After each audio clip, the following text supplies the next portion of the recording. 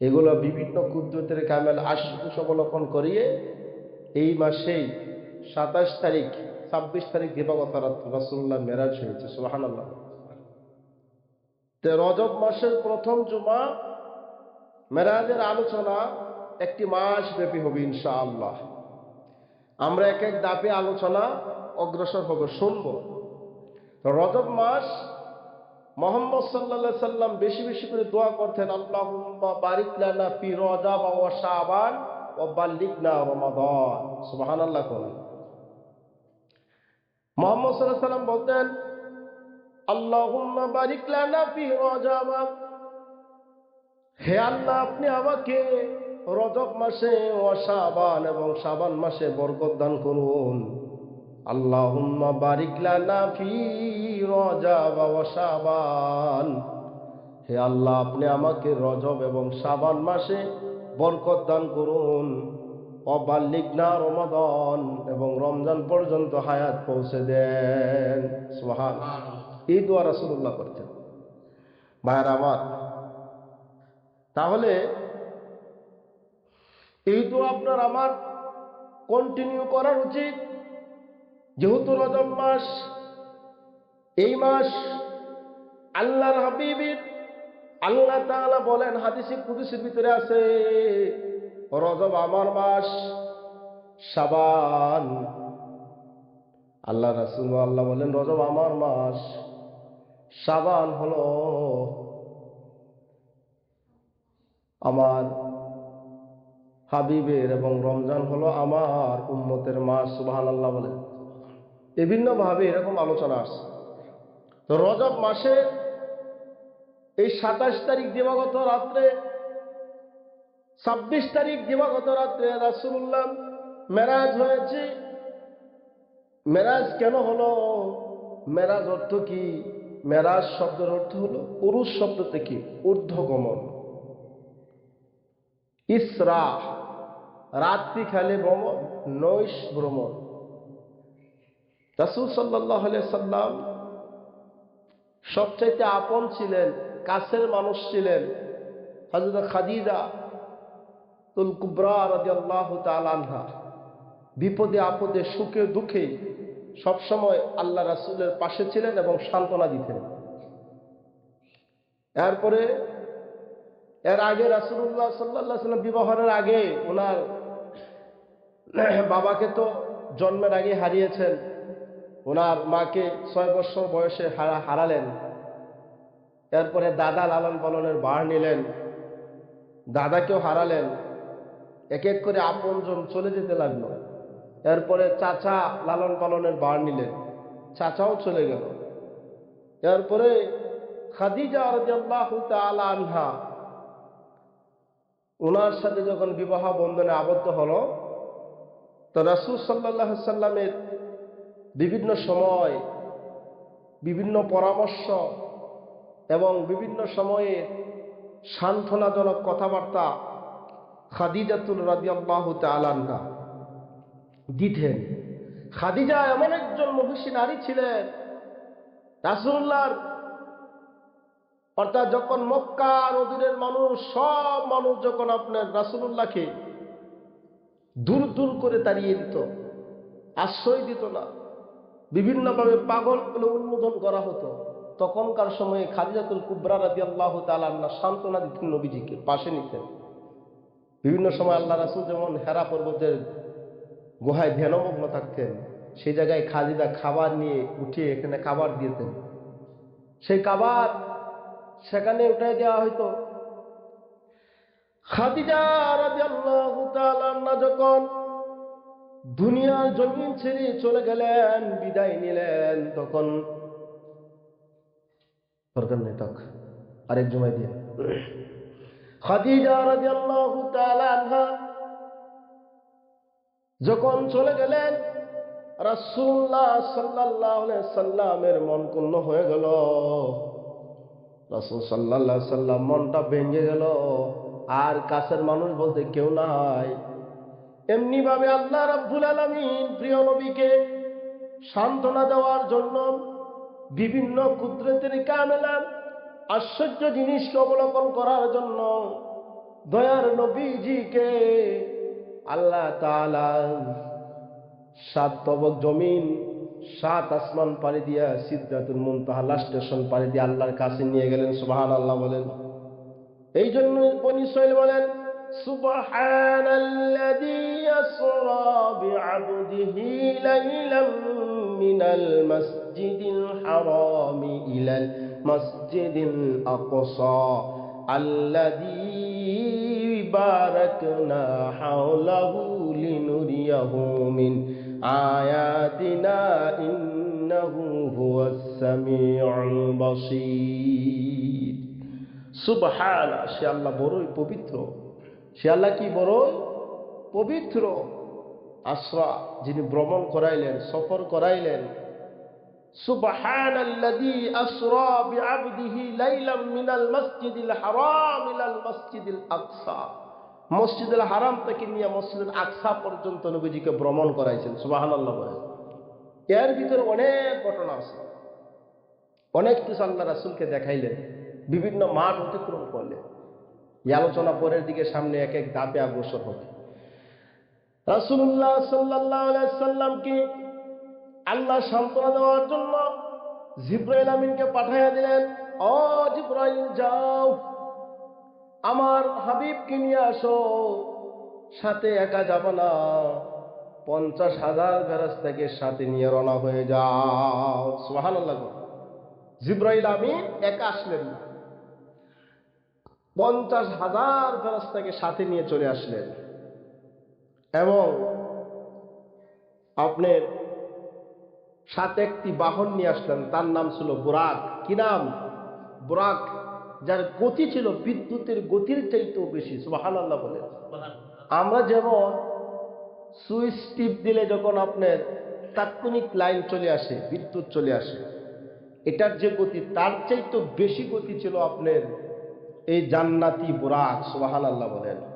হাদিসে আসছে রাসূলুল্লাহর নয়ন যেদিকেই তাকাইতো দৃষ্টি পড়তো, নয়ন মানে চোখ, রাসূলের চোখ মোবারক যেদিকেই দৃষ্টি দিত, বুরাক প্রতি কদমে দূরত্ব ছিল এতটুক।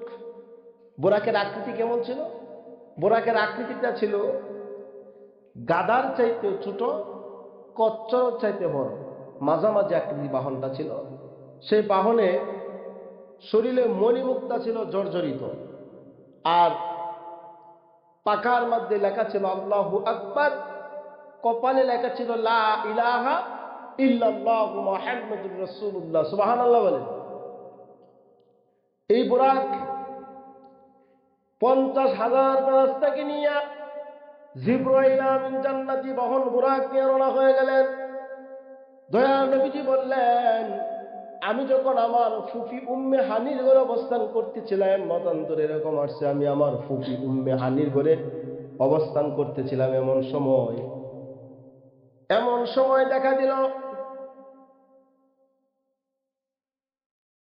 জিবরাইল আমিন হঠাৎ করে আমার ঘরে আগমন, কে জানি আমার ঘরে আগমন করলো। রাসূলুল্লাহ বলেন, কে জানি আমার ঘরে সাত পেটে কে জানি আগমন করলো। এদিকে সাথে যে ফেরেশতা নিয়ে আসছিল 50,000 ফেরেশতারা মক্কার চতুর্দিকে তাসবিহ তাহলিল পাঠে রত ছিল। জিবরাইল আমিন বুরাকটাকে হাতেমে কাবার উত্তর পাশে রাখলেন, হাতেমে কাবার উত্তর পাশে রাখলেন এবং সেখানে বাধা রইল।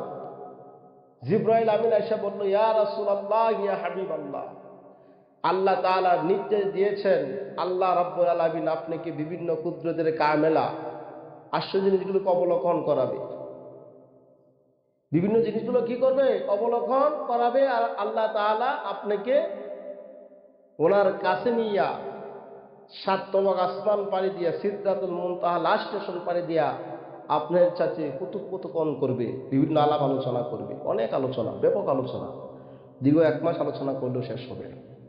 ভাইরা আমার, রাসূলুল্লাহ বলেন, আমি যখন ঘুমন্ত ছিলাম আমার কলব মোবারক ছিল জাগ্রত। রাসূলুল্লাহর কলব ছিল কি? জাগ্রত। নয়নগুলো দুটো ছিল ঘুমন্ত, কিন্তু কলব ছিল জাগ্রত। রাসূলুল্লাহ বলেন, হঠাৎ করে দেখি আমার ঘরে কে জানি আগমন করলো। আগমন করার পরে জিব্রাইল আমিন সালাম বিনিময় করলেন, দিলেন, এই কথা বললেন। তখন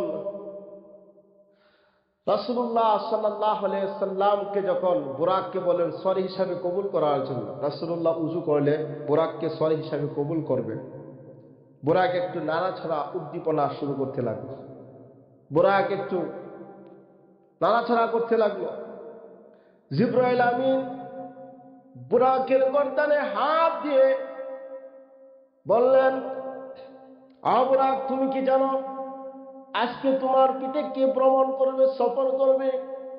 তোমার কি কোনো খেয়াল নাই? বুরাক বলে, না, আমার কোনো খেয়াল নাই, আমি তো বলতে পারি না আমার পিঠে কে সওয়ার হবে। জিব্রাইল আমিন বললেন, বুরাক, যিনি হলেন কুল কায়নাতের নবী, যেই নবীর আগমন না করলে কোনো কিছু আল্লাহ রাব্বুল আলামিন সৃষ্টি করতেন না। বুরাক, তোমাকে আল্লাহ বানাইতেন না, আমি জিব্রাইলকেও সৃষ্টি করতেন না। এমন একজন নবী, নবীদের সর্দার, নবীকুলের শিরোমণি, ইমামুল মুরসালিন, সাইয়্যিদুল মুরসালিন, খাতামুন নবিয়্যিন, এমন একজন নবী আগমন, তোমার পিঠে আজকে ভ্রমণ করবে, সফর করবে।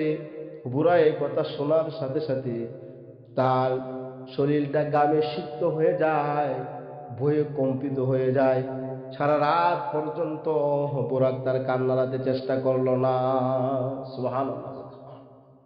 একটি সাধারণ বাহন যদি রাসূলুল্লাহর নাম শুনে যদি গামে সিক্ত হয়ে যায়, ভয় পেয়ে যায়, আর আমরা কি নবী উম্মত, আশরাফুল মাখলুকাত, সৃষ্টির সেরাজীব হিসাবে আমরা কি করি?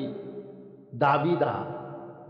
আমরা রাসূলুল্লাহর নাম শুনে কতদিন আমাদের শরীর শীর্ষে উঠেছে, শিরে উঠেছে, শরীর গামাক্ত হয়ে গেছে, ভয় পেয়েছি? হয় নাই। সদা সর্বদা আমরা রাসূলুল্লাহর আদর্শকে ছেড়ে দিয়া বিহুদি নাসারা খ্রিস্টানদের কৃষ্টি কালচার আদর্শ আমরা অনুসরণ অনুকরণ করি। কি ভাই, ঠিক কিনা? একটা বাহন যদি রাসূলুল্লাহর নাম শুনে যদি ভয়ে সিক্ত হয়ে যায়, আর আপনি আমি রাসূলের আশেক দাবি করি, রাসূলের উম্মত দাবি করি, কিন্তু রাসূলের আশেকের কাজ করি না। দাবি করি রাসূলের আশেক নামাজ নাই, দাবি করি রাসূলের আশেক রোজা নাই, দাবি করি রাসূলের আশেক যাকাত দেয় না, দাবি করি রাসূলের আশেক অন্যের হক নষ্ট করে, দাবি করি রাসূলের আশেক চুরি করে, রাজি করি রাসূলের আশেক ডাকাতি করে, ছিনতাই করে, মিথ্যা কথা কয়, আছে না নাই? এইগুলো রাসূলের আশেক না। রাসূলের আশেক তো সেই হবে রাসূলুল্লাহ যা নিয়ে এসেছেন, রাসূলের পুরাপুরি আদর্শ সুন্নত অনুসরণ অনুকরণ করবে, রাসূলুল্লাহ পথ এবং মতকে অনুসরণ করবে, সেই হলো প্রকৃতপক্ষে রাসূলুল্লাহর আশেক। ভাইরা আমার, ততক্ষণ পর্যন্ত যখন আপনি রাসূলুল্লাহর পুরাপুরি পুঙ্খানুপুঙ্খানুভাবে রাসূলুল্লাহর আদর্শ আপনি ধরতে পারবেন, আপনার ভিতরে ফিট করতে পারবেন, তখন আপনি কামিয়াব, তখন আপনি হবেন একেবারেই দুনিয়া এবং আখিরাতের জন্য কল্যাণকর। দুনিয়াতেও শান্তি চলে আসবে, আখিরাতেও আপনি মুক্তি লাভ করতে পারবেন। সেই জন্য আমি বলতে চাচ্ছি, একটা বাহন যদি হইয়া যদি রাসূলের ভয়ে গামে সিক্ত হয়ে যায়, আর আমি মুসলমান, সৃষ্টির ভিতরে সর্বশ্রেষ্ঠ জাতি আমি, আশরাফুল মাখলুকাত, এরপরে হলো মুসলমান। এক তো হলো সৃষ্টির মধ্যে শ্রেষ্ঠ জাতি আমি, দ্বিতীয়ত হলো আমি মুসলমান। তাহলে আমার কাজকাম কেমন হবে, আমার আচরণ কেমন হবে, আমার কথাবার্তা কেমন হবে, আমার চলাফেরা কেমন হবে, আমার লেনদেন কেমন হবে, আমার মুআমালাত মুআশারাত কেমন হবে, এটা হলো আমার বিষয়। বা আমার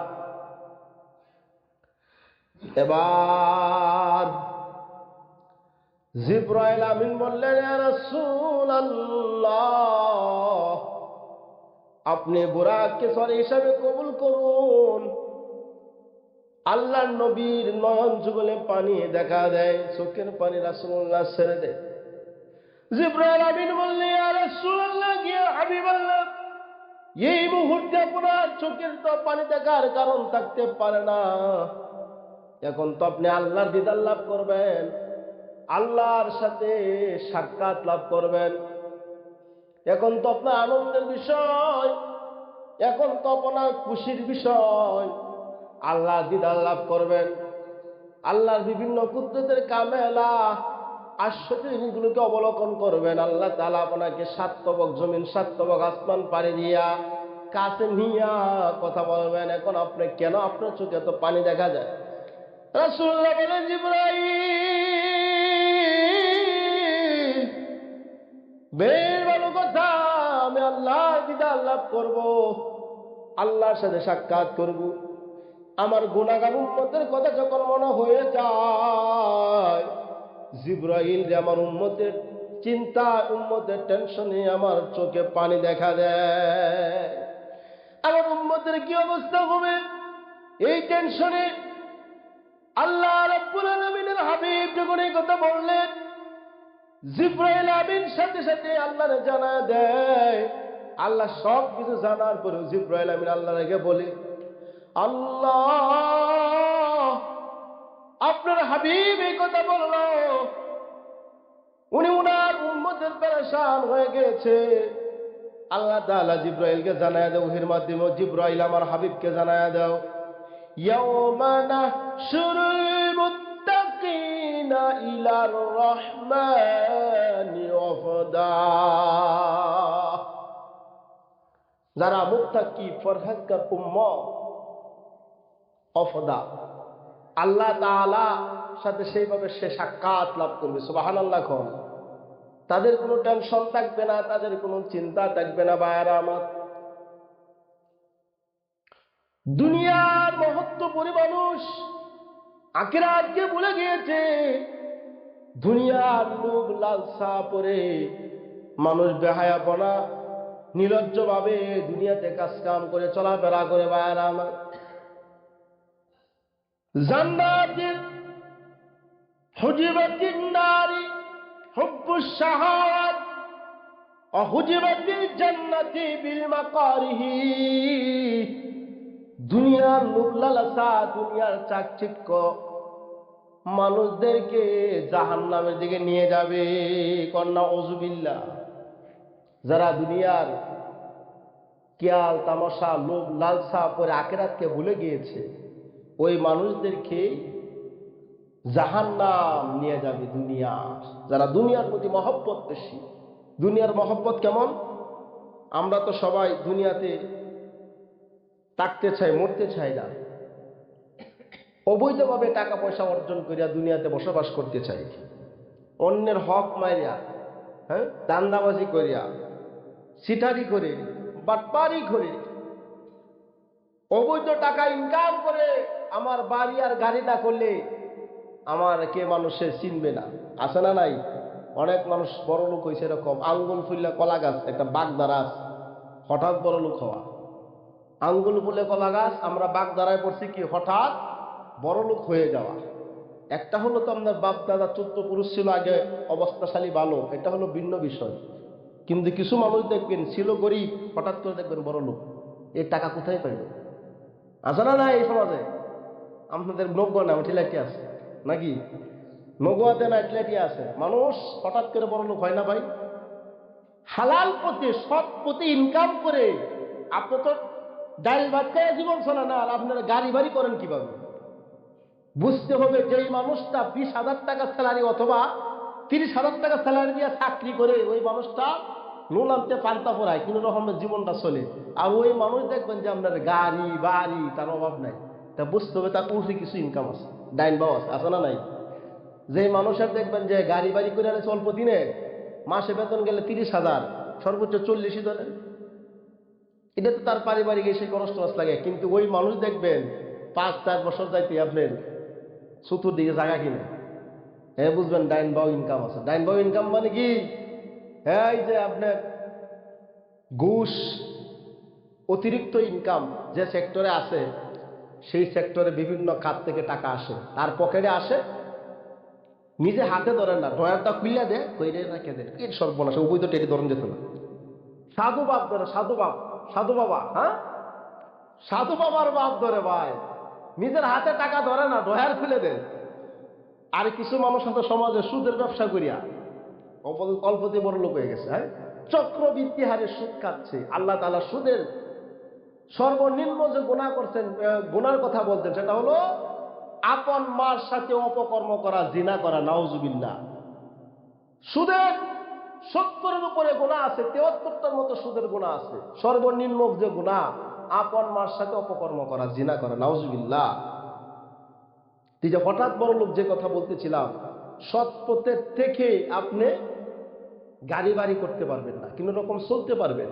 আর এটা যে যারা করবে, কষ্ট করে দুনিয়াতে চলবে, এটাই বলা হয়েছে যে হুজিবাতিল জান্নাতিল মাকারিহি, আল্লাহ তাআলা তাদেরকে জান্নাতের ফয়সালা করে দিবেন। সুবহানাল্লাহ। এই জান্নাতে যাওয়ার জন্য দুনিয়াতে বিভিন্ন লাঞ্ছনা, গঞ্জনা, কষ্ট আপনার আসবে। আপনার আরাম আয়েশের ভিতরে থাকতে পারবেন না, আপনাকে বিভিন্ন রকমের কষ্ট ভোগ করতে হবে। অর্থনৈতিক দিক থেকে কষ্ট ভোগ করবে, অথবা সমাজের বিভিন্ন মানুষ আপনাকে হেয়া প্রতিপন্ন করবে। দাপটি একদল মানুষ, আপনি নিরহ মানুষ, আপনার উপরে মানুষ যেন দুর্বল পায়, ওই জায়গায় মানুষ সে কি জাত, ওই জায়গায় মানুষদেরকে কি বেশি আপনার বিপদে ফেলায়। আর যার লাঠি আছে, জোর আছে, তারে কেউ কিছু করতে পারে না। এটা হলো আমাদের সমাজ বর্তমান, ঠিক না? যার কেউ নাই, দেখবেন তার ভিতরে আল্লাহ আছে।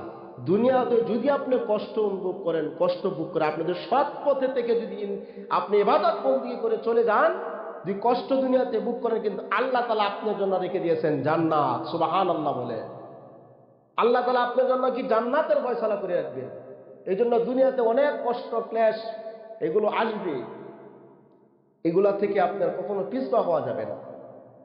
ভাইরা আমার, সময় তো শেষ, একেবারে নিকটবর্তী সময় চলে আসছে।